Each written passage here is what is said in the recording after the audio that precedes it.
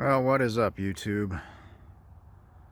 It's been too long since I put up a video. I thought I probably owe my subscribers a little bit of an update on the state of affairs, state of things in DIY mechanic land. First of all, I guess an update on these Powerstroke trucks. This big red one's still here. Of course, my crew cab is still here. This black one is still here. I think we may try and hang on to this one as well. My son has taken a liking to that one. The other running trucks are gone. The red and white extended cab is gone. The white extended cab farm truck is gone. Got those all squared away and running. Sold them both. So next up to be worked on is this guy. Got a few things that we're going to need to do, but project for the immediate time is this dude. It's giving me some trouble. Had some fuel pressure issues for the last couple of weeks here. I've kind of been chasing this problem, and it's been giving me some fits. I initially had an issue with it about, I don't know, 2 or 3 weeks ago. I jumped in it to use it for just a short trip and noticed that my fuel pressure was falling off pretty dramatically when I would get into the throttle. It dropped from about 60 psi, 60, 70 psi down to about 40. If I stayed in it, it continued to drop pretty rapidly. As soon as I'd let off the throttle, it would bounce right back. So I look back through my records. It had only been about 8,000 miles since I had put fuel filters in it. It was a little low on fuel, so I put some fuel in it. Tested both tanks. They both acted the same. So, not wishing to chase my tail for too long, I started with the simple things first. Replaced pre-filter, which is also a water separator, and the main filter. Brand new filters. Didn't take care of it. So at that point I avoided it for a couple of weeks because I hate working on the fuel lines and the pumps on these things. This electric fuel setup, I end up just swimming in diesel every time I do it. But finally I worked up the nerve to get under here and work on it. I guess I can show you the fuel pump setup.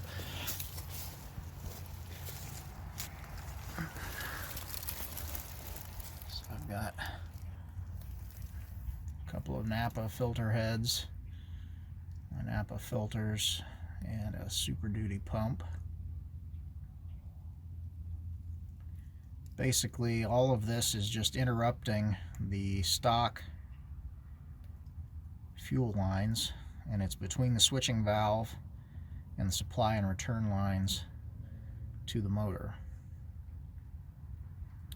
So fuel comes from the switching valve through the pre-filter and water separator into the pump, out of the pump through the final filter, and is supplied on up to the engine, where it's run through essentially a regulated return system.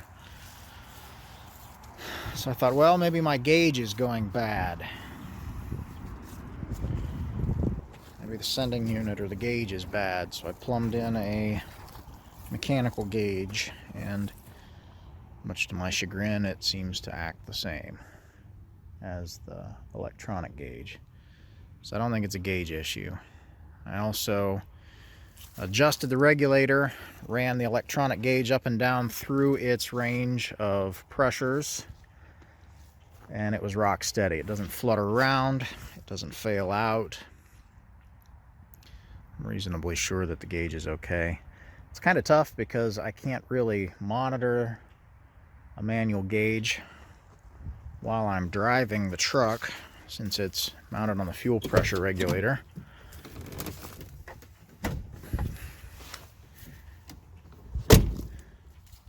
But once the truck is warmed up, it's actually to the point where I can kind of have somebody help me. And I can see the gauge pressure fall off when they nail the throttle, just from an idle. If you nail it, peg it to the floor, and rev the engine hard, I can see that pressure dip.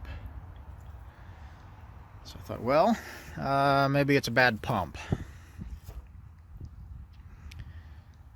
Luckily enough, that thing has the same setup on it.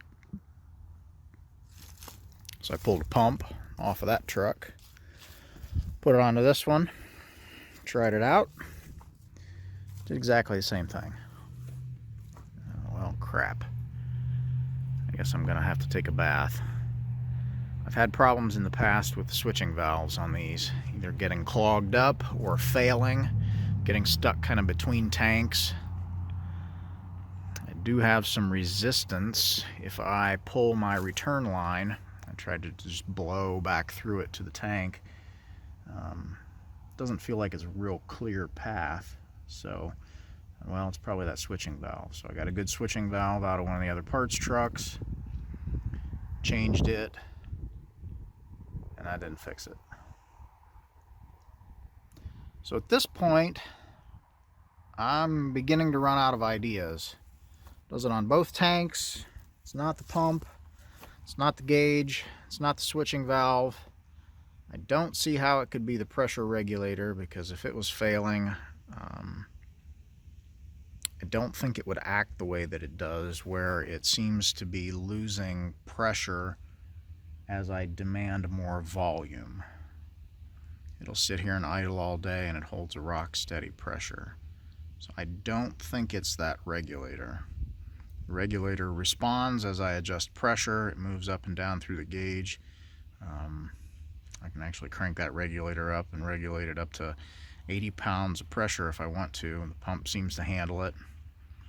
Pressure regulator holds pressure like it should. So I don't think it's a regulator. At this point, I'm beginning to wonder if I haven't got a failed rubber fuel line someplace that is either collapsing under suction, in other words, before the pump and after the switching valve, or if I've got a supply line here someplace that has kind of gone bad and has deteriorated, and under higher flow collapses internally and constricts the flow. So that's kind of the project for this weekend, is to get this thing figured out. I need my truck. I need to get this thing squared away so that I've got a good, reliable truck.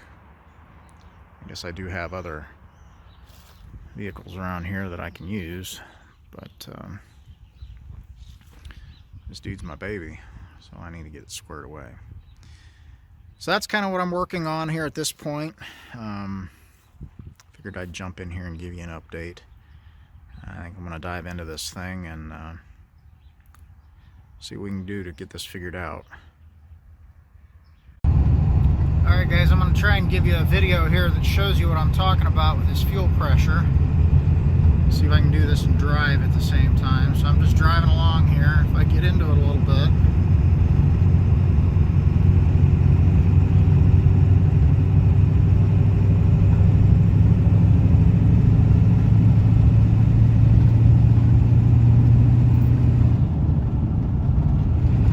pressure drops off. If I fall off of it, it gets right back up. Get into it again, falls off again. So that's kind of what I'm dealing with. Alright, so here's what I've come up with, just to try and confirm 100% that what I'm dealing with is not a gauge issue with either this sending unit or the cheap gauge that I've got in there. These are just glow shift gauges. They're not expensive.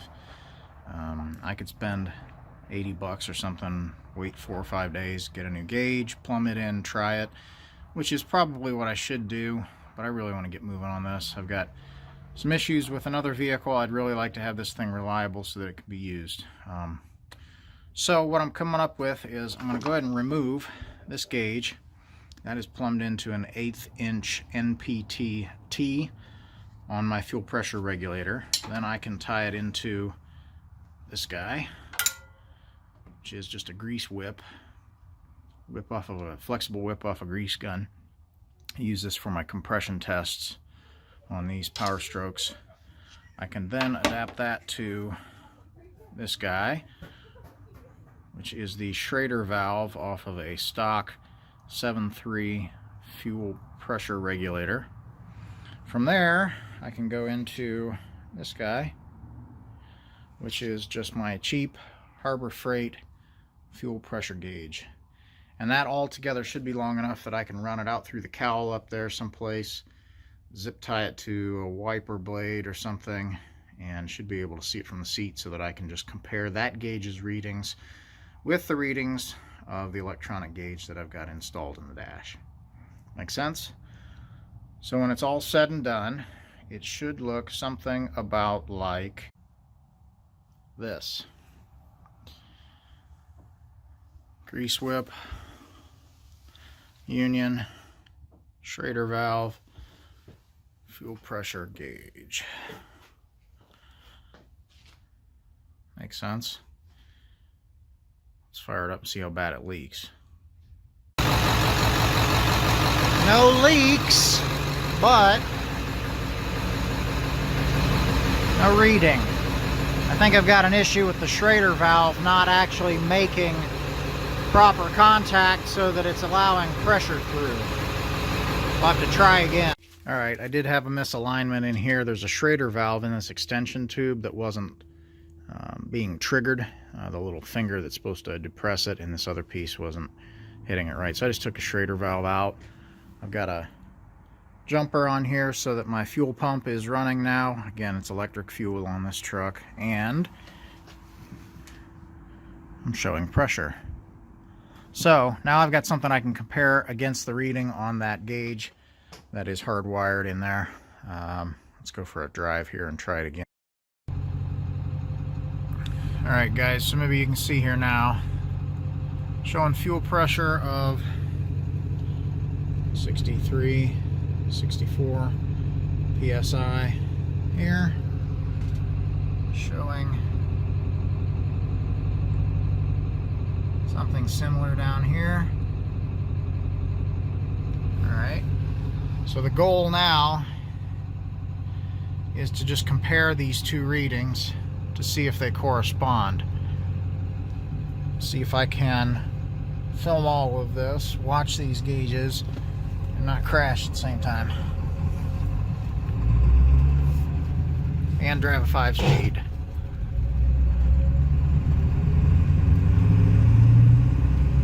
Okay, so see, they both fall off. Watch.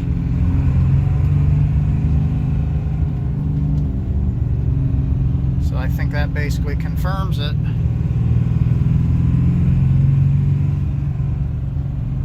The gauge is okay. So now I feel a little bit better proceeding with troubleshooting elsewhere. Well guys, believe it or not, I think I've got this problem solved. Spent some time this morning and a little more money. Replaced all of the soft fuel hoses before and after my electric fuel pump setup, and that didn't fix it. Started getting a little bit exasperated, admittedly, after having done all of that. But I did notice when I was changing some of those fuel hoses out, I had some strange looking stuff on a few of the brass barb fittings where the fuel hoses were connected. Kind of white, almost milky or waxy looking stuff. And I thought, boy, I don't remember it being cold enough when this happened, but I wonder if there's a weird chance that my fuel may have gelled. I spent $8 and bought a bottle of diesel 911. I didn't have a lot of fuel in either tank, so I just dumped about 8 ounces in each tank. Let the truck warm up a little bit. Doggone if.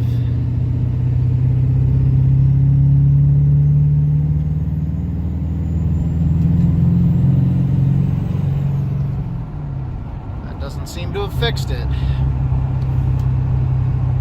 I don't know.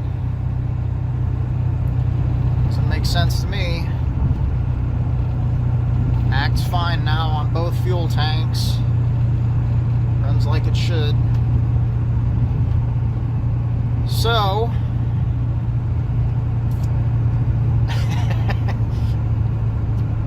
I don't know.